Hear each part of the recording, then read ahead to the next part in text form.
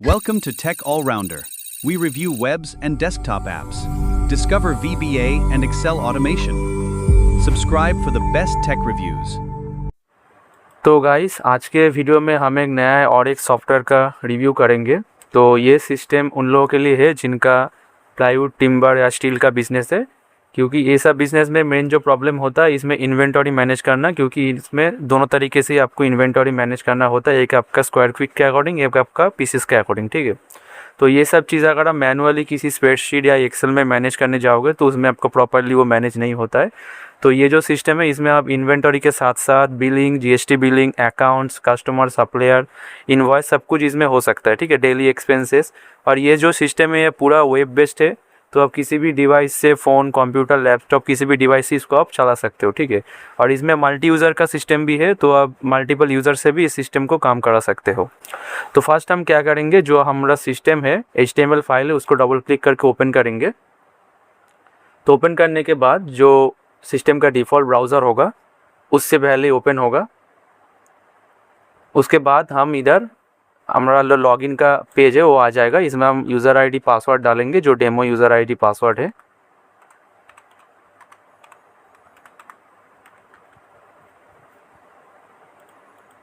Sorry, गलत डाला इसलिए रॉन्ग दिखा रहा है, तो मैं ठीक से डालूँगा और एक बार उसके बाद लॉगिन कर लूँगा। लॉगिन करने के बाद ये आपका मेन इंटरफेस होगा। इसमें पहले जो आप काम करेंगे, आपका जो स्क्रीन है, जो आपका सिस्टम का मॉनिटर का साइज़ है उसके अकॉर्डिंग आप पहले इसको सेट कर लेना। इधर कोई भी ब्राउज़र से ओपन कीजिए, उसमें एक 3 डॉट का ऑप्शन होता है, उसमें से जाके आप इसको ऐसे आपका स्क्रीन के रेशियो अकॉर्डिंग इसका एडजस्ट कर सकते हो। इधर से एक बटन है, इसके अकॉर्डिंग आप इसको फुल स्क्रीन भी कर सकते हो। ठीक है, तो पहला जो पेज है वो आपका डैशबोर्ड है। तो डैशबोर्ड में total sales, total purchase amount, total profit and loss, total stock value, low stock, pending payments and today sales, ये सब है। ठीक है, उसके साथ साथ नीचे एक आपका मंथली सेल और परचेस का एक रेवेन्यू चार्ट एनालिसिस है। इधर एक पाई चार्ट है, नीचे आपका जो टॉप सेलिंग प्रोडक्ट होगा वो नीचे आएगा और रिसेंट आप जो ट्रांजेक्शन करोगे वो इधर आ जाएगा। ठीक है, उसके बाद का जो पेज है आपका इन्वेंटरी का, तो इन्वेंटरी पेज पे आप जो जो आइटम ऐड करके रखोगे उसका पूरा इन्वेंटरी आ जाएगा। और मैंने पहले ही इंट्रो में बताया कि इसमें आपका जो इन्वेंटरी है ये दोनों तरीके से ही मैनेज होगा, एक आपका पीसेस के अकॉर्डिंग, एक आपका स्क्वायर फीट के अकॉर्डिंग। ठीक है, मैं एक काम करता हूँ, इसका थोड़ा मैं इसको जूम करता हूँ क्योंकि ये वीडियो में पूरा अच्छी तरीके से नहीं आएगा। तो देखिए, इसमें देखिए आपका करंट स्टॉक दोनों तरीके से ही आ रहा है, स्क्वायर फीट के अकॉर्डिंग भी आ रहा है, पीसेस के अकॉर्डिंग भी आ रहा है। ठीक है, उसके साथ साथ जो आइटम आप ऐड करोगे उसका मेजरमेंट, उसका purchase rate, sales rate, opening stock, purchase quantity, sold quantity, उसके साथ साथ स्टॉक वैल्यू कितना है, इंडिविजुअली हर एक आइटम का आपको स्टॉक वैल्यू मिल जाएगा। उसके साथ साथ एक्सपेक्टेड प्रॉफिट, जो स्टॉक है उसके अकॉर्डिंग आपका कितना प्रॉफिट हो सकता है वो इधर शो होगा। ठीक है, उसके साथ साथ जो नेट प्रॉफिट है आपको इधर मिल जाएगा। ठीक है, अब नया अगर कोई प्रोडक्ट आपको ऐड करना है, इधर देखिए एक बटन है ऐड न्यू प्रोडक्ट करके, इसको आप क्लिक करेंगे। इसको क्लिक करने के बाद इधर एक ऑटो कोड जनरेटेड होगा, ये आप चाहो तो मैनुअली भी दे सकते हो। किसी का अगर बारकोड के थ्रू आप बिलिंग करना चाहते हो तो बारकोड का जो कोड है वो इधर डाल के आप डायरेक्ट क्यूआर कोड से भी बिलिंग कर सकते हो, जैसे पीओएस बिलिंग में होता है। ठीक है, उसका फीचर्स भी सिस्टम में ऐड करा हुआ है। उसके साथ साथ इधर आप इसका कंपनी ऐड करोगे, तो कंपनी जो ऑलरेडी इधर है उसके साथ आप चाहो तो कि नया एक कंपनी ऐड करना, तो ऐड बटन पे क्लिक करके इधर जो कंपनी का नाम डाल के आप ओके कर दोगे तो वो कंपनी इधर आ जाएगा। ठीक है, उसके साथ इधर आपका थिकनेस का ऑप्शन है, जो आपका प्लाईवुड का थिकनेस होता है कि आपका 5 mm क्या 6 mm 12 mm जो अलग अलग होता है वो आप इधर से आपको मिल जाएगा। नया कोई आपको ऐड करना है तो ऐड बटन क्लिक करके इधर से ऐड कर सकते हो। सेम आपका साइज़ है, साइज़ में आपका बहुत सारा साइज़ होता है, 4x4x8, 8x2, 7x4, ऐसा बहुत सारा साइज़ होता है, मेज़रमेंट जो बोलते हैं।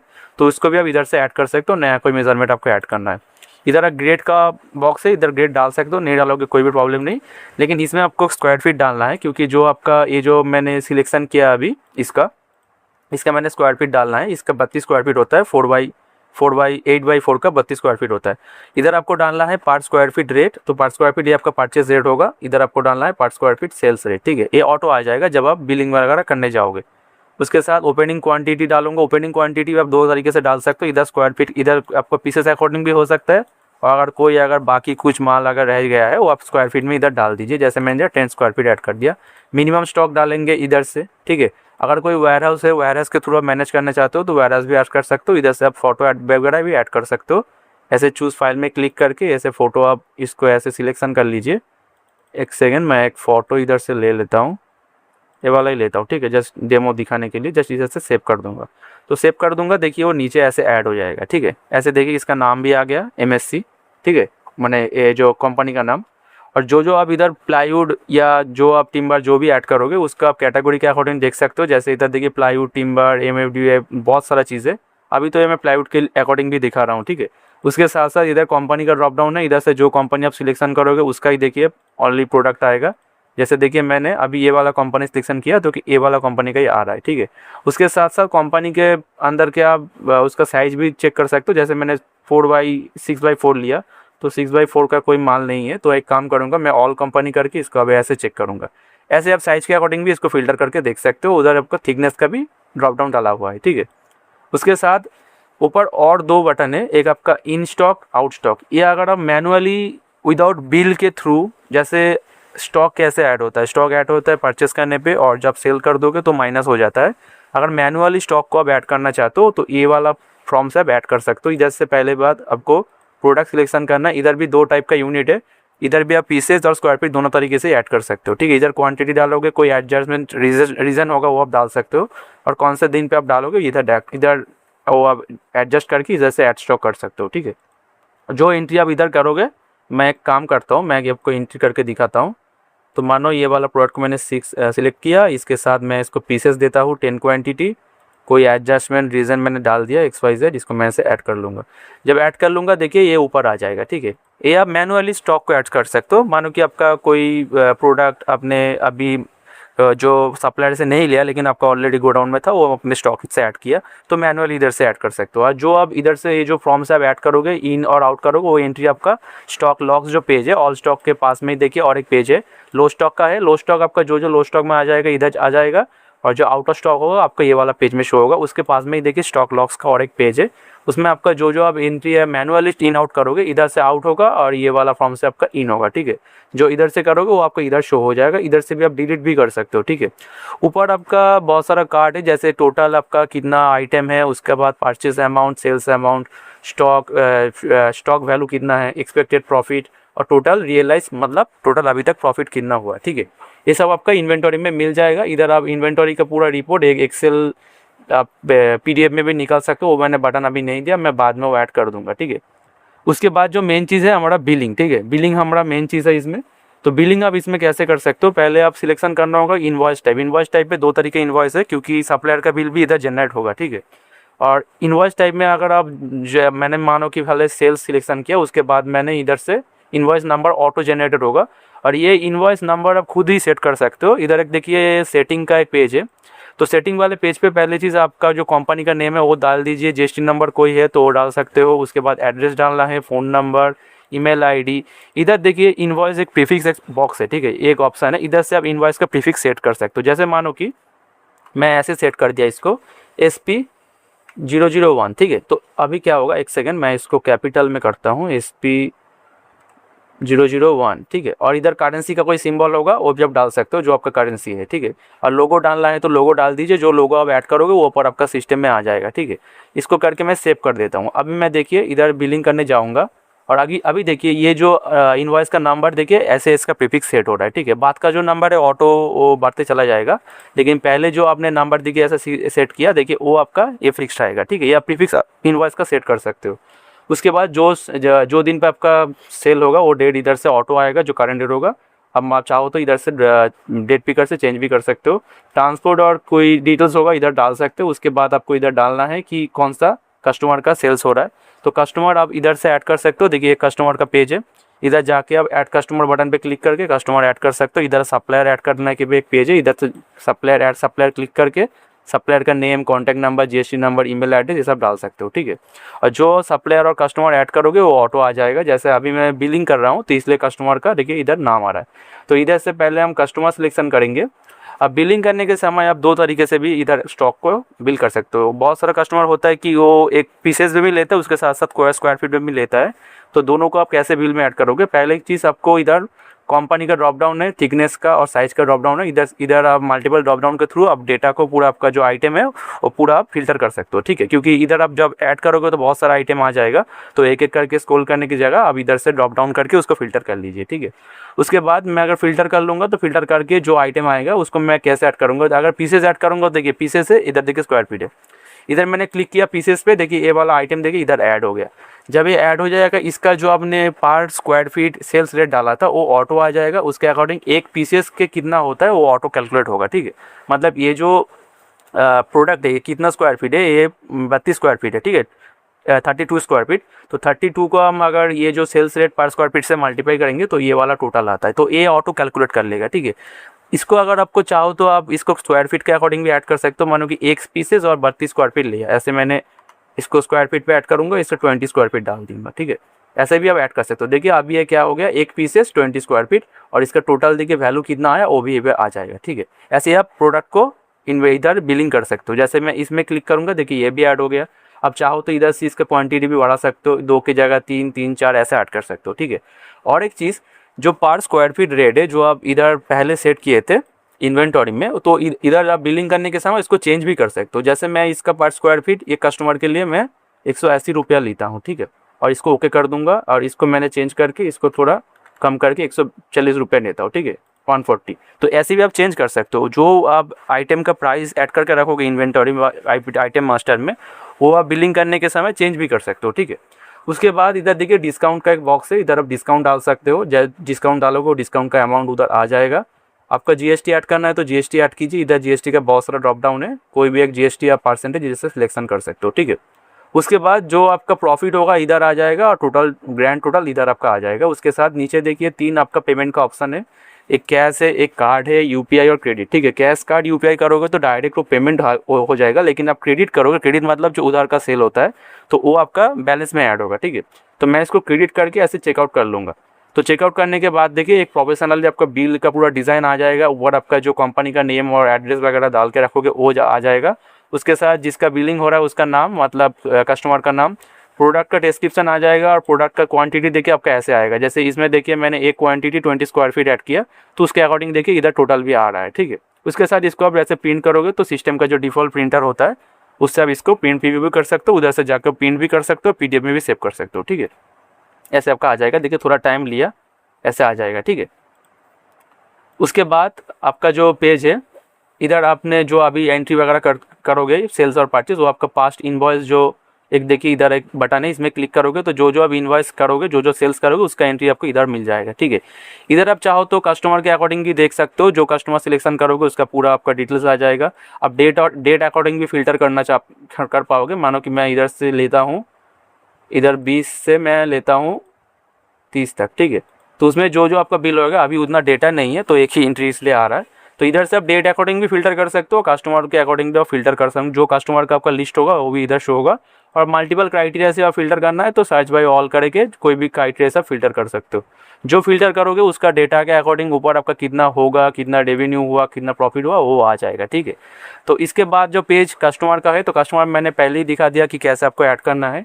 कस्टमर जब ऐड कर लोगे कस्टमर का देखिए और एक 2 बटन इधर क्रिएट होगा, एक लेजर का, एक इनवॉइस का, ठीक है। तो ये मैं बाद में दिखाता हूँ, मैं पहले चला जाता हूँ परचेस में, ठीक है।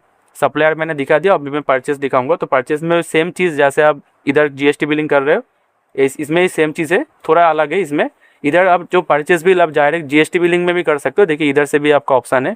लेकिन आप मैनुअली अगर परचेस करना चाहते हो तो न्यू परचेस बिल क्लिक करके इधर से पहला वेंडर सिलेक्शन करोगे। उसके बाद इधर कोई बिल नंबर देना है तो बिल नंबर दे दीजिए। इधर आप बिलिंग डेट, कौन सा मटेरियल हो रहा है उसका ड्रॉप डाउन पूरा आ जाएगा। और इधर भी परचेस करने के समय आप क्वांटिटी कितना हुआ परचेस ये डाल सकते हो, ठीक है। और परचेस बिलिंग में आपका ट्रांसपोर्ट और फ्रेट चार्जेस, लेबर चार्जेस, ये सब आप डाल के भी बिलिंग को सेट कर सकते हो। उसके बाद जो मेन अब इधर अकाउंट्स का जो पेज है, इधर अब जो पेमेंट्स और लेजर जो पेज है, इसमें आपका टोटल रिसिप्ट कितना हुआ, टोटल पेमेंट कितना हुआ, total receivable, total customer receivable मतलब कस्टमर से कितना अभी लेना है, और इधर आपका सप्लायर पेएबल आएगा, मतलब सप्लायर को कितना देना है, ठीक है। ये ऊपर ये कार्ड शो होगा। उसके साथ देखिए नीचे एक आपका साइड बार है, क्विक लेजर साइड बार। तो इसमें से आप कस्टमर करोगे तो कस्टमर का पूरा इधर आएगा, कौन सा कस्टमर का कितना बाकी है। इधर सप्लायर करोगे तो सप्लायर का पूरा लेजर आ जाएगा, ठीक है। इधर कोई भी आप क्लिक करिए, देखिए उसका पास में एक देखिए लेजर का बटन है, इधर स्टेटमेंट पे क्लिक करके उसका पूरा स्टेटमेंट आप देख सकते हो कि इसका आउटस्टैंडिंग नेट बैलेंस कितना है, कब आपका डेबिट हुआ, कब क्रेडिट हुआ, पूरा रनिंग बैलेंस जैसे बैंक स्टेटमेंट में आता है वैसा आपका आएगा, ठीक है। पूरा स्टेटमेंट आएगा। इसको भी आप डायरेक्ट प्रिंट स्टेटमेंट करके ऐसे इसको स्टेटमेंट को प्रिंट भी कर सकते हो, ठीक है। उसके बाद अगर किसी कस्टमर का पेमेंट आपको लेना है या देना है, क्योंकि मैंने पहले ही बोला इसमें अकाउंट्स भी मैनेज होगा, तो आप डेबिट क्रेडिट भी आपका मैनेज कर सकते हो, ठीक है, क्योंकि कस्टमर से जो लेन देन होगा सब कुछ इसमें मैनेज होगा। तो अभी देखिए ये जो कस्टमर है इसका देखिए टोटल अभी आउटस्टैंडिंग दिखा रहा है 6,500 रुपये। तो अभी मैं इससे अगर पेमेंट लूँगा तो इसको लेने के लिए देखिए इधर एक बटन है ऐड पेमेंट एंट्री, इसको क्लिक करेंगे तो इधर 2 टॉगल बटन होगा, एक कस्टमर का एक सप्लायर का। तो अगर सप्लायर सिलेक्शन करेंगे तो सप्लायर आएगा, इधर से कस्टमर करेंगे तो कस्टमर का लिस्ट आएगा। तो ये वाला कस्टमर का मैं सिलेक्शन करूँगा। तो अभी ये जो कस्टमर से मैं पेमेंट ले रहा हूँ इसके लिए मैं रिसिप्ट सिलेक्शन करूँगा। अगर पेमेंट दूंगा तो डेबिट चार्जेस करूँगा, और अभी ले रहा हूँ इसलिए मैं रिसिप्ट सिलेक्शन करूँगा, ठीक है। तो रिसिप्ट सिलेक्शन करके मैं इधर से बैलेंस ले लूँगा 5,000। इधर से पेमेंट मोड हम सिलेक्शन करेंगे, मैंने कर दिया UPI QR। डेट अगर चेंज करना है तो कर दीजिए, नहीं तो ऑटो जो करंट डेट होगा वो आएगा। वाउचर नंबर डालना है तो डालिए, नहीं तो स्किप कर सकते हैं, ठीक है। इसके बाद मैं इसको सेव कर दूँगा। अभी जब देखिए मैंने इसको सेव कर दिया, देखिए इसका बैलेंस देखिए डिक्रीज हो गया, ठीक है। अभी मैं स्टेटमेंट भी खोलूँगा, देखिए स्टेटमेंट में भी अपग्रेड हो गया ऑटोमेटिक। और जो स्टेटमेंट है ऑटो जनरेटेड होगा, ठीक है। इसका ट्रांजेक्शन टाइप, नोट्स, ये सब ऑटो आएगा, आप मैनुअली कुछ आपको स्टेटमेंट में लिखना नहीं है, ठीक है। तो आप जो एंट्री करोगे वो एंट्री आपको इधर शो हो जाए। देखिए अभी मैंने जो एंट्री किया देखिए वो एंट्री देखिए इधर शो हो रहा है। अब चाहो तो इसको एडिट भी कर सकते हो, जैसे मैं इसका थोड़ा बैलेंस अपग्रेड कर देता हूँ ऐसे सेव करके, ठीक है। देखिए अभी देखिए अपग्रेड हो गया पूरा, 5,500 मैंने कर दिया, वह आ गया, ठीक है। इधर से आप सर्च भी कर सकते हो, जैसे कोई भी कस्टमर को सर्च करना है तो मल्टीपल क्राइटेरिया थ्रू आप इधर सर्च कर सकते हो। जैसे मैं आपको ओनली कस्टमर देखना है, ठीक है, तो कस्टमर करोगे, ठीक है, ओनली कस्टमर इधर आपका आ जाएगा, जो जो आपका कस्टमर में होगा, ठीक है। सप्लायर होगा तो सप्लायर का आएगा। इधर से आप डायरेक्टली कोई भी मेथड से सर्च कर सकते हो, ठीक है। उसके बाद सप्लायर का आपको इधर आएगा, तो सप्लायर भी सेम चीज़, आपका अगर सप्लायर से पेमेंट लेना है या देना है वो भी आप डाल सकते हो। जैसे मैंने जो अभी जो कस्टमर के लिए किया, ये इसको मैं दिखाता हूँ और एक बार। जैसे अभी मैं ये कस्टमर को पैसा दे रहा हूँ, ठीक है, इसलिए मैं रिसीव नहीं करूँगा, इसमें मैं डेबिट करूँगा, ठीक है, इसको। तो इसमें मैंने 4,200 दे दिया, और इसका डेट मैं अभी चेंज करके आपको दिखाता हूँ, 24 कर दिया, ठीक है। और वाउचर नंबर नहीं दिया और उसके साथ सेव कर लूँगा। अभी जब मैंने देखिए उसको पैसा दिया, देखिए इसका बैलेंस इंक्रीज़ हो गया, ठीक है। तो इधर आप डेबिट क्रेडिट भी मैनेज कर सकते हो। आपका बैलेंस जो सप्लाई कस्टमर का क्रिएट होगा वो बिलिंग के थ्रू होगा अगर क्रेडिट सेल होगा। लेकिन अगर वो चाहो कि आप मैनुअली कुछ पैसा होगा उसको देना चाहते हो तो डायरेक्ट ये फॉर्म से भी आप दे सकते हो। इसमें आपका पैसा रिसीव भी कर सकते हो, इससे आप पैसा दे भी सकते हो, ठीक है। दोनों चीज़ भी इसमें होगा, ठीक है।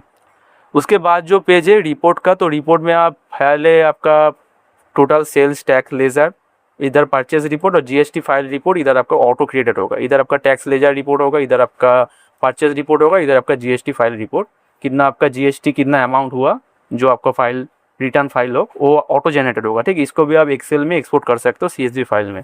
उसके बाद इधर एम्प्लॉय का एक पेज है, जो उतना जगह कुछ इसमें अपग्रेड मैंने नहीं किया। इसमें से आपका एम्प्लॉय जो काम करता है उसका नाम, designation, phone number, salary add किया, ठीक है। इसमें आ गया, अब चाहो तो इसमें कुछ चेंजेस वगैरह कर सकते हो। उसका अटेंडेंस, उसका सैलरी कितना होगा, अटेंडेंस के अकॉर्डिंग सैलरी कितना होगा वो भी इधर कर सकते हैं, ठीक है। अभी जो कस्टमर के लिए मैंने बनाया है उसका इतना क्राइटेरिया नहीं था, तो बहुत सिंपल रहा ये पेज को, ठीक है।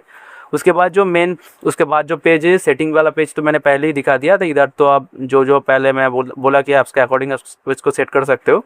उसके बाद देखिए इधर एक HTML फाइल का डाउनलोड ऑप्शन है। अगर आप चाहो कि इसका जो डेटाबेस है ये तो सर्वर पे है, तो इसका कोई ज़्यादा आपको डरने की ज़रूरत नहीं है, क्योंकि डेटा आपका सेफ रहेगा। लेकिन चाहो तो वो डेटाबेस को आप JSON फाइल में एक्सपोर्ट भी कर सकते हो। किसी भी टाइम कोई प्रॉब्लम होगा तो डायरेक्ट ये जो फाइल डाउनलोड करके रखोगे, इसको दोबारा इंपोर्ट करेंगे तो डेटा आपको मिल जाएगा, ठीक है। इधर डेटा बहुत सेफ है, ठीक है। नॉर्मली एक्सेल स्प्रेडशीट में जो डेटा उड़ने का भय होता है वो इसमें नहीं है, ठीक है। उसके बाद जो लास्ट का जो पेज है यूज़र का, तो यूज़र का पेज में आप मल्टी यूज़र फीचर्स मैंने पहले ही बोला इसमें दिया हुआ है।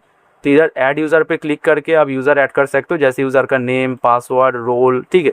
हम जो सिस्टम हम लोग डेवलप करते हैं उसमें सभी में ये मल्टी यूज़र का ऑप्शन होता है। तो सेम जो मेरा पहले वाला सिस्टम था उसमें भी ये वाला फीचर्स है, ठीक है।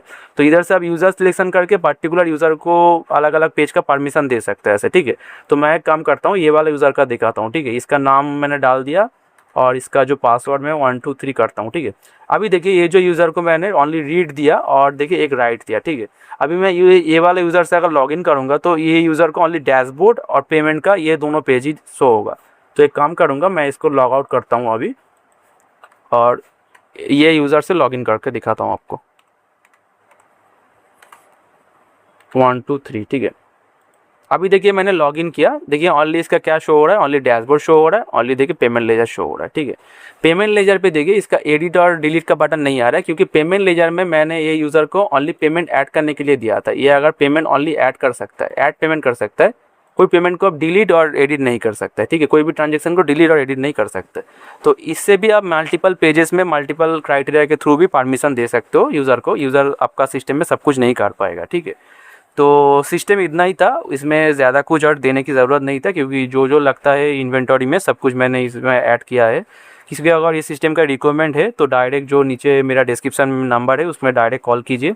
और ये सिस्टम के लिए आपको कोई मंथली ईयरली चार्ज नहीं देना होगा, एक बार ही वन टाइम पेमेंट करना होगा।